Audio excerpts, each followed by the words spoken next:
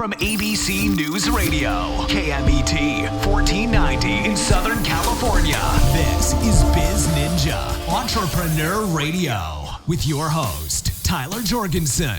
All right, welcome out to BizNinja Entrepreneur Radio. I am your host, Tyler Jorgensen, and today, coming to us from the nation's capital is Dr. Willie Jolley.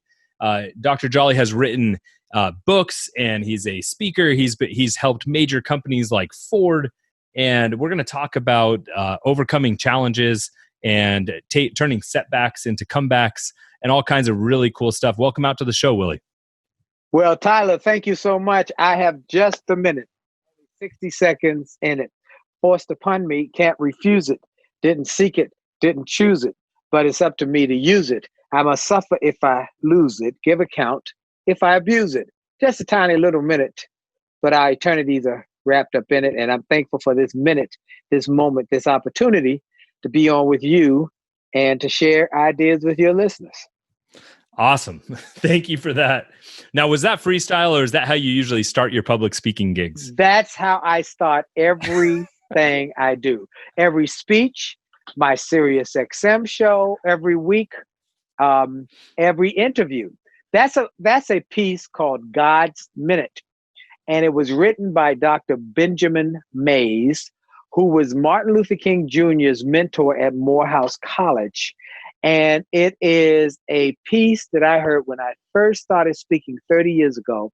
I was so taken by it that I became a student of Dr. Mays. Even though he was dead, I read everything he had. I listened to everything I could find. He was such a great philosopher, educator, thinker, that minute became something I would start off, and it became synonymous with Dr. Willie Jolley. So people will come up to me and say, do the minute. I want to hear that minute. And so that's something that I have been doing for 30 years.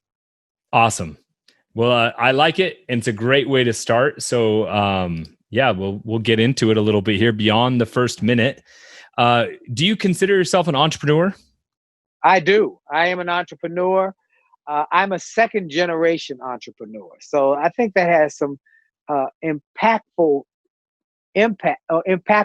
concepts that I want to make sure people know about. My mom was a school teacher.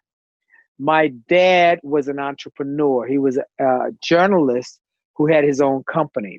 So every morning, my dad would get up, maybe 6 o'clock, put on a freshly starched white shirt, go to the basement of our home in Washington, and you'd hear, when we got up and ready for school, you'd hear this Underwood typewriter going, ping, ping.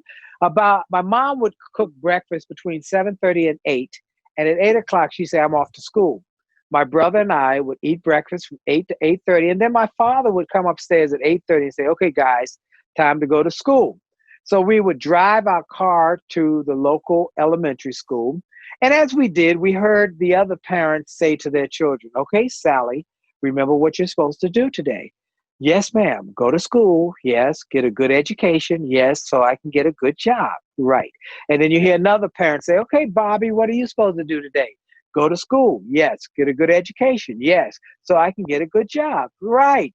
And then my father would say to my brother and I, okay, guys, what are you supposed to do today? Go to school. Yes. Get an incredible education. Yes. So we can create some good jobs. We want to be job makers, not job takers. And so that was drilled into our mind every morning. So when my brother and I grew up, we both became entrepreneurs. And so I have been an entrepreneur building different businesses. I had a recording company. I had and by that I mean a recording studio business. Uh-huh. Then I had a record company business. Then I had my brother and I had a jingle company. We did a lot of the big jingles you've heard over the years.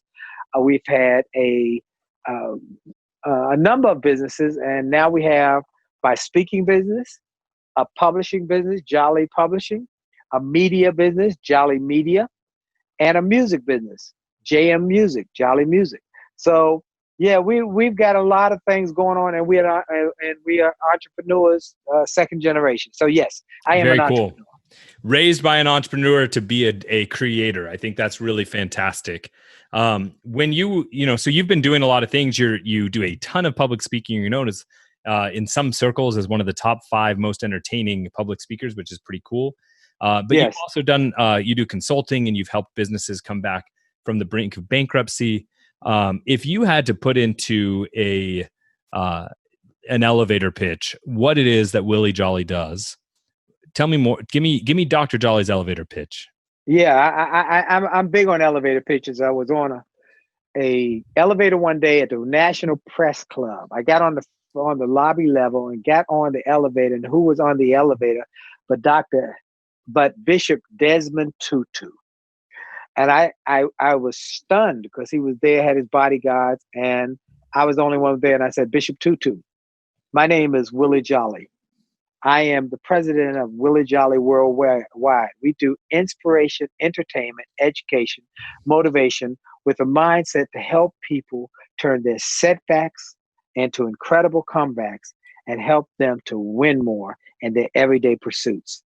I sure would like to stay connected. I handed him my card. He said, I love that. Let me say what you help: inspiration, entertainment, education, and motivation. That correct? Yes, sir. And he said, and then you help people do more, be more, and achieve more, and help them to win more. Is that correct? I said, yes, sir. And turn setbacks into comebacks. Yes, sir. He said, I got it. Thank you. A few months later, I got a call from South Africa, and I went to South Africa and I spoke all over the continent. Very because cool. I gave an elevator pitch that worked. So I always encourage people to work on the elevator pitch. You got about 30 seconds or maybe a minute to be able to tell somebody what you do and why it would be a benefit to them. That's the big thing, Tyler, is not just what you do. It's what is the benefit to them? How can you help their people, their employees, their stakeholders to have greater success? So yes, that's what I do. I wrote the book, A Setback Set Up for a Comeback, and it is built on the fact that one of those businesses I had was before I became a speaker was I had a recording company, as I told you, and I was a jazz singer. I did jingles during the day, but I sang in nightclubs at night where I made the majority of my income because we had a very popular nightclub act. And I won the award for Best Jazz Singer, Best Entertainer, Best Performer in the Washington, D.C. area. Things were going great. People would line up at 7 o'clock for the 8 o'clock show, 9 o'clock for the 10 o'clock show. It was a small club, but it was packing them in there. Well, one night I went in, the club owner said, we want to talk after the night show. I told the guys in the band they want to talk. We've been selling out for 6 months. We got standing room only audiences. We're about to get our raise. I walked in his office that night and he said, we love you guys. Y'all are awesome. We've made a lot of money, which is why it's hard for me to tell you that we've decided to make a change. We love you guys, but we need to get a better return on investment. And the only way to do that with a full nightclub is to lower the cost. The band's the biggest cost. We're going to try something new. I said, what? Yeah, they said, we bought a karaoke machine. We're going to try that for a month. I said, but what about my bills? And I learned that night, nobody really cares about your bills, but you and the people you owe. Am I right about it? That's right. And I went home and told my wife I got to do something else. I started working with the Washington, D.C. public school system while I was trying to figure out what I was going to do as a temporary drug prevention coordinator and helping them to put together this program to use students to be drug prevention peer counselors. And as part of my job, I had to give little speeches. And that's where I found what I was born to do, speak. So I mixed the entertainment plus the motivation, inspiration, education, and created this program. And let me tell you, it's been incredible. And so I wrote the book, A Setback is a Set Up for a Comeback, that became a global bestseller. And that was how Ford Motor Company, when they were on the brink of bankruptcy, knew to reach out to me because one of their executives had read the book and said, there's this guy who can help us come back. They were losing $1 million a month. They said, there's this guy. They looked me up. They contacted me and said, we want you to come help us to come back. We need to come back. So I worked with Ford in 2006, 2007, 2008. And in 2009, Ford was the only one of the big three automakers to be able to reject a government bailout and go from losing $1 million a month to making $1 billion. Now, Tyler, did the economy go up between 2006 and 2009? No. What changed? Thinking. When you change your thinking, you'll change your future. And that's what I do for a living. Help people change their thinking through my books, through my podcast, through my radio shows, through my PBS specials, through my television, through all my resources. Change their thinking so they can turn a setback into a comeback and they can win more. So what are some of the things that people need to do from a practical standpoint to change their thinking, right? So in order to change your thinking, you have to start with the premise that your current thought process is wrong, juvenile, or could somehow be improved, right? So what needs to be changed? Yeah, well, I would like to say is maybe not wrong. And juvenile kind of gets in the right direction. Albert Einstein said that the thinking that brought you thus far will not be able to take you to the next level. Right. So you must grow your thinking. So when scripture says when I was a child, I thought like a child. I acted like a child. But when I became an adult, I had to put away childish things and I had to grow. Another scripture I really love is, do not be conformed to this world, but be ye transformed by the renewing of your mind. When you change your thinking, you change your actions, then you'll change your results. You change your thinking, you change your action, you change your results, you'll change your destiny. And that's what I want to help people to do. So I think it's critically important that we help people grow their thinking. And that's what I do. Okay. So what are some common limiting beliefs that you come across with people that they need to grow out of? Yeah. And let me tell you this. I've been doing events. I've been doing not webinars. I speak now. I was booked. My calendar is over here on my right, Tyler, and it's a big wall calendar, and it takes up the whole wall. And before March of this year, every date was just about booked all over the world. People were bringing me in, whether it's Coca-Cola South Africa, Johnson & Johnson Dubai, Walmart, Verizon, Prudential, Chase Manhattan Bank. I was booked for Fortune 100 as well as a lot of conferences. And some years ago, I replaced Zig Ziglar on the Get Motivated tour. So I was doing 2 cities a week with that on top of everything else. So I was busy. But on March 9th, everything shut down. Everything canceled. So what I want to say to people, and many people who are going to be listening to this are still dealing with the crisis we call coronavirus, the pandemic. And I want to give you a couple real quick thoughts that I've been sharing in this to help people through this, because before I can tell them to be an entrepreneur, we got to get through this. Number one, do not panic. Panic is taken from the Greek word to choke.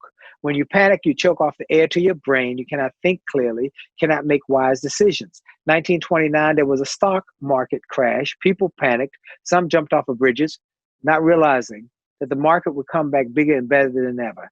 The lesson is this too shall pass. If you're willing to think your way through this, you will be able to not just survive it, but to actually thrive in it. There are companies that went through adversity that grew their thinking. Disney started in the Depression. Uber started in a recession. Hyatt started in a lean time. Some of the greatest companies we know started in tough times, but they thought their way through it and won. So that's first, do not panic. Got to think your way through. Number two, don't let your pride poison your prosperity. This is a big one for entrepreneurs, because let's say I'll give you an example. My daughter's a entrepreneur. She has a salon in North Carolina. Well, during the tough economic times of the pandemic, it got shut down. Well, what do you do then? She had to write these down, folks. You got to lift, shift, and pivot. Let me say it again. You got to lift, shift, and pivot. So I had taught her that. She, knowing that she couldn't make money doing hair and nails and salon stuff, she went to the grocery store. She can cook. So she's a wonderful cook. She went to the grocery store, bought a lot of food, started cooking meals, took a picture of the finished meal, put it on Facebook, said, I've got meals for those who don't want to cook. They started saying, I want one on Facebook. She said, now pay me on my phone through an app. She got paid through an app. And then she said, I'm going to send the food to you by Uber. And just wait for the Uber person to buzz you. That's how she started pivoting to make money. Great. Don't let your pride poison your prosperity. You might have to drive Uber during these tough times. You might have to do something outside of your normal way of staying afloat during these tough times. But whatever you got to do, as long as it's legal and moral, then it's a good thing. So, okay, love it. Do not panic. Lift, shift, pivot to the positive. Don't let your pride poison your prosperity. I'm gonna give you one more. Be proactive. I had the honor a couple years ago to do an event in Sydney, Australia. We were two keynote speakers, myself and a guy named Dr. Stephen Covey. He wrote a book called The 7 Habits of Highly Effective People. And backstage, I said, Dr. Covey, which of those 7 habits are the most powerful? He said, there are 2 that I would recommend you keep in mind. All of them are powerful, but these are the 2 big ones. Number 1, think win-win. How can you help other people win? So Tyler, when you asked me to come and to do your show, I was honored to do it because one day I might ask you to do something that it creates a win-win relationship. Number 2, after you win-win, is be proactive. I had never heard that word before Dr. Covey in that book. What does that mean? That means don't wait for your ship to come in, swim out to it. Get busy. During these tough times, call your clients, check on them.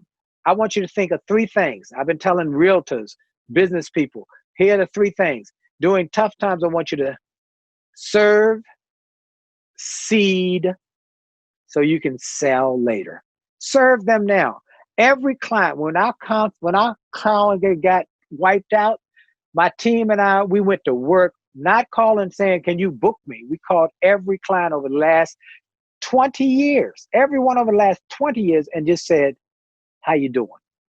How's your family? Are y'all healthy? Is everything okay? That's all we call it for. And then we serve, see how they're doing. Then we seed. If there's anything I can do to be a help, let me know. If there's anything, and I'd say, I'm going to send you an article, or I'm going to send you a little piece. I'll send you a song that I recorded. I recorded a song called We'll Get Through This. You can see that at winwithwillie.com. I'm going to send you this song. All I want you to do is listen. It will encourage you. It will inspire you. And so many of them said, I listen to it every day. I listen to it every day. And then I said, we're going to put out 1-minute motivational messages. We're starting during the pandemic every morning on IG and on my newsletter. If you want to be on that, sign up for my newsletter. You get it absolutely free. 1 minute. That's all it takes for you to get it. And we are overwhelmed by the response globally.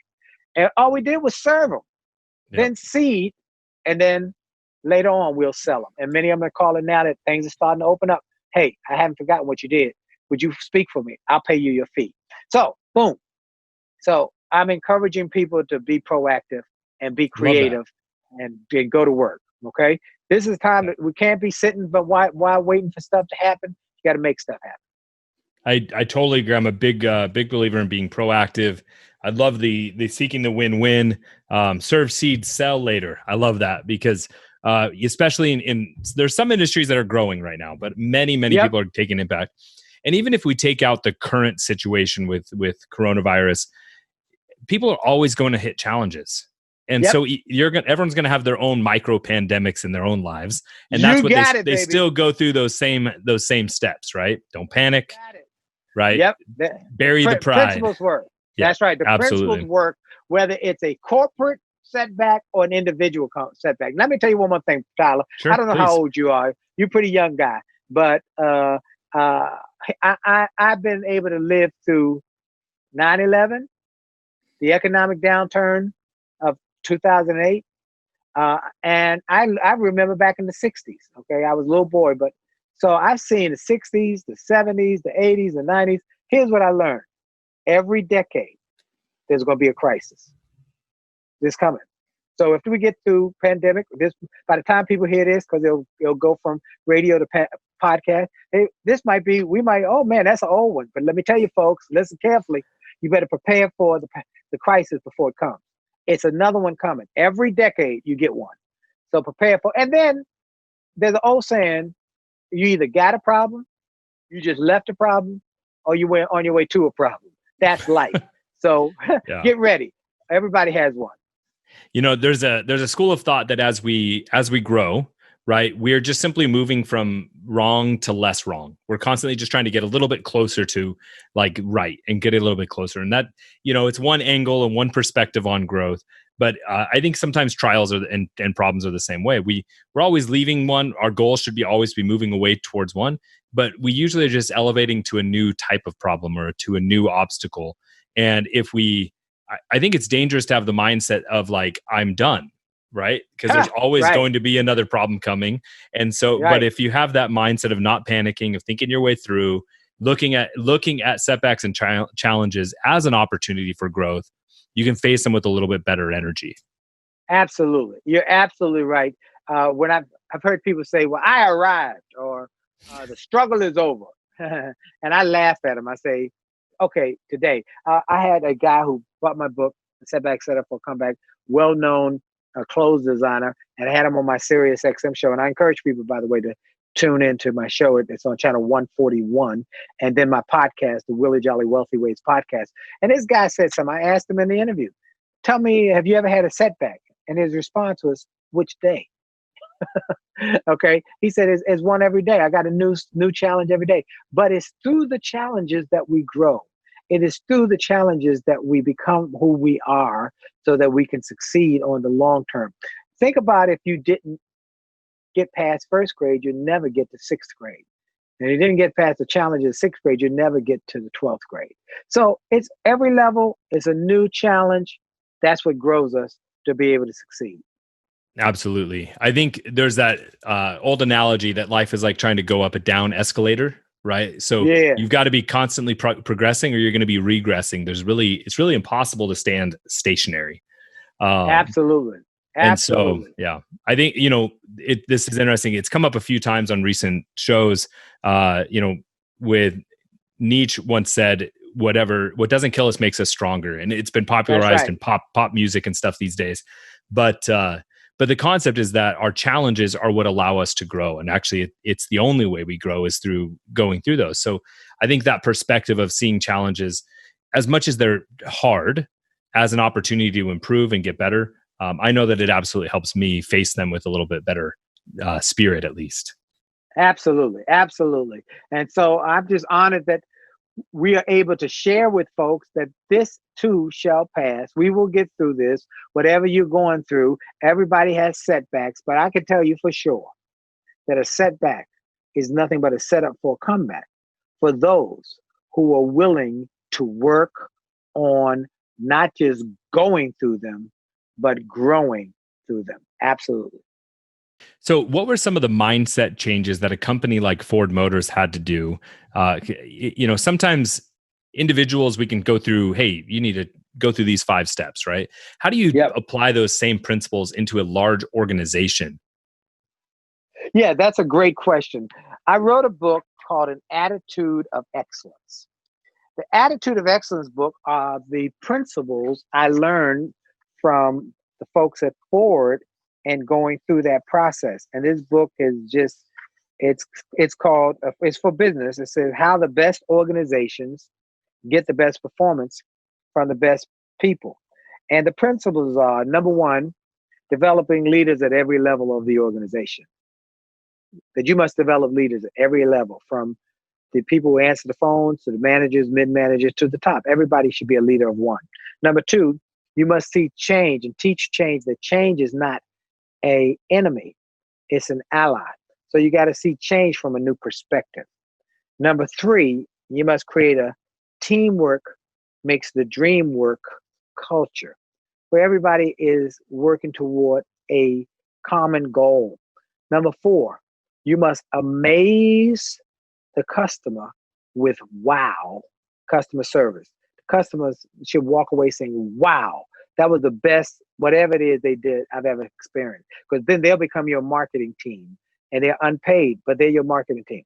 And number 5 is develop a winner's attitude. A winner's attitude is an attitude where you develop a mindset that says, I don't know how I'm going to win through this challenge, but somehow, some way, I'm going to win. That's what winners do. They learn how to win. And that's a mindset. That's a state of mind. That's a position of mind. So those are things I learned from Ford. They did it two ways. They first started internally, and then they worked externally. So they first started working on their people, and then they worked on their brand, their customers outside. Internal first. Build your internal. Make sure your house is strong, and then start working on getting your message out to more people. Okay. I love it. So I'm a big believer that business and life should be hand in hand, and that building a business that you love also should allow you to live a lifestyle that you love. What is one major item on Dr. Willie Jolley's personal bucket list that you're going to accomplish in the next 12 months? That's a great question. By this time next year, you will be seeing and hearing about Jolley Media as a major player. Netflix, Disney Plus. You will be seeing our productions in places that are beyond what was traditional. Maybe PBS was traditional, or terrestrial radio was traditional. We're going to take Jolley Media, inspirational, motivational entertainment, to the marketplace in a massive way. Music, videos, movies. We're going to do Jolley Media in a massive way. That's our biggest goal. I saw how I studied Disney, how a guy started with a mouse called Steamboat Willie that was converted from Steamboat Willie to Mickey Mouse, a series of cartoons to build an empire. Why not me? Why not others? To build empires out of little small stock. Scripture, I'm big on scripture. Scripture says, do not curse the day of small beginnings. So I'm on syndicated radio now, 48 markets. I'm on Sirius XM now, national or global, wherever you get the access to the signal. And then I've got these IG 1-minute messages on Facebook and on YouTube and on Instagram. But that's just the start. That's the small beginnings. You'll be seeing more and more Dr. Willie Jolley, and you'll be saying, wow, where did this guy come from? Where did he overnight success? Yeah, it only took me 30 years. Sure. Well, that's awesome. We'll be keeping an eye out for that for sure. Encourage you guys to please go check out winwithwillie.com. There you can learn more about his book, and you can watch some of his motivational videos and subscribe to his newsletter. Please go check out winwithwillie.com. Dr. Jolley, really appreciate you coming on the show. And all my biz ninjas out there, wherever you're listening, it's your turn to go out and do something. Thank you for listening to BizNinja Entrepreneur Radio with Tyler Jorgensen. Please make sure to subscribe so you're first to hear new interviews and episodes. If you found this podcast to be valuable, please share it with a friend. Don't forget to visit our online dojo at bizninja.com to claim your reward for listening to the show.